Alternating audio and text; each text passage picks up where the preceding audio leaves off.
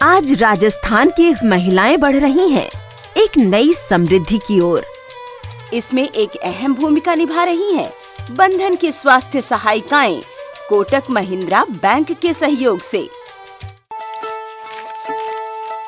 अरे दीदी, क्या हुआ?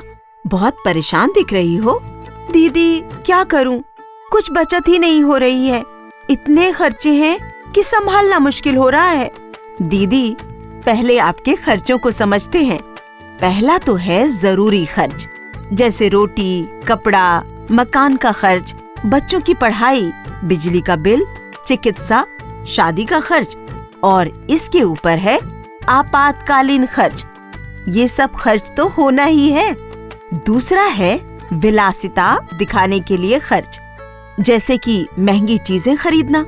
और तीसरा है बेकार या फालतू का खर्च, जैसे नशा, जुआ आदि।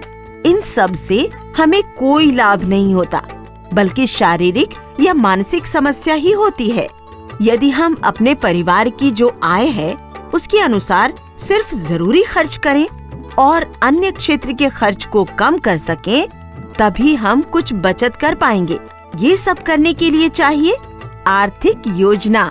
क्या क्या हमें चाहिए और उसके लिए कितना खर्च होगा, ये सोचकर अल्पकालिक और दीर्घकालिक परिकल्पना करनी चाहिए।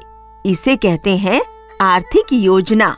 आय और खर्च का तालमेल रहना बहुत जरूरी है, तभी तो जिंदगी ठीक तरह से चलेगी।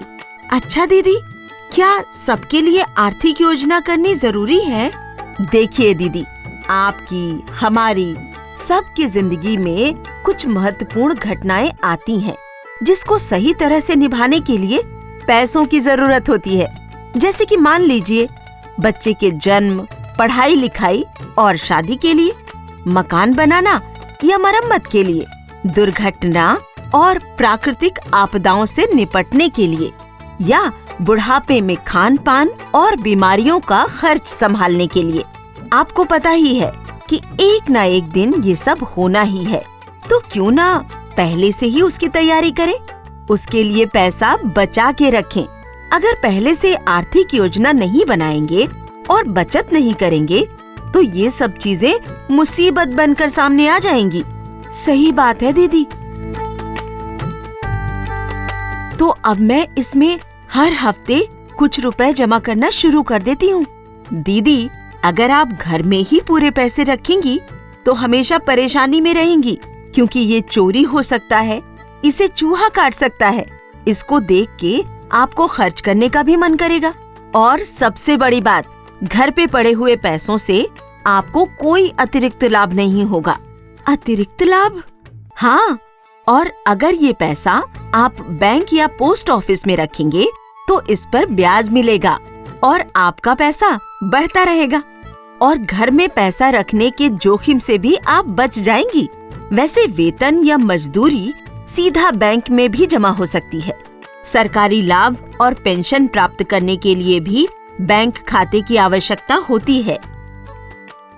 कोई डरने की बात नहीं है, आपका पैसा सुरक्षित रहता है, क्योंकि बैंक सरकार द्वारा संचालित होते हैं। बैंक खाते का विवरण भी गोपनीय रहता है, और अगर जमाकर्ता की मृत्यु हो जाती है तो उसके नॉमिनी को पैसा तुरंत मिल जाता है। पर बैंक में पैसा रखेंगे कैसे? बैंक या पोस्ट ऑफिस में खाता खोलना बहुत ही आसान है। इसके लिए बस आपको फोटो और पते का प्रमाण स्वरूप कुछ कागज जमा करने होंगे, जैसे आपका पैन कार्ड और आधार कार्ड की कॉपी। सुनिश्चित करें कि आपका आधार कार्ड आपके बैंक खाते से जुड़ा हुआ है।